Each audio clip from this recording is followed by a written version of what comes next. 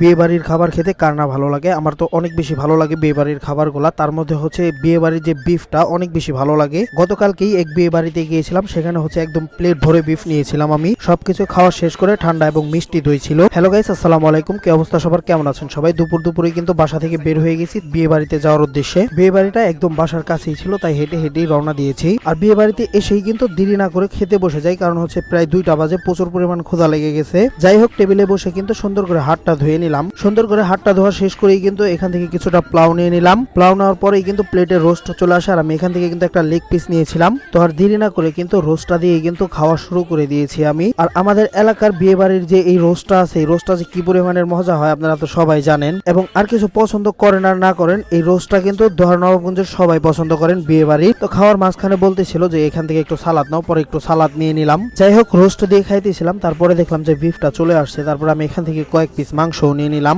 ও আর হ্যাঁ, মাংসটা কিন্তু অনেক বেশি নরম হয়েছিল এবং খাইতেও কিন্তু অনেক বেশি মজা ছিল।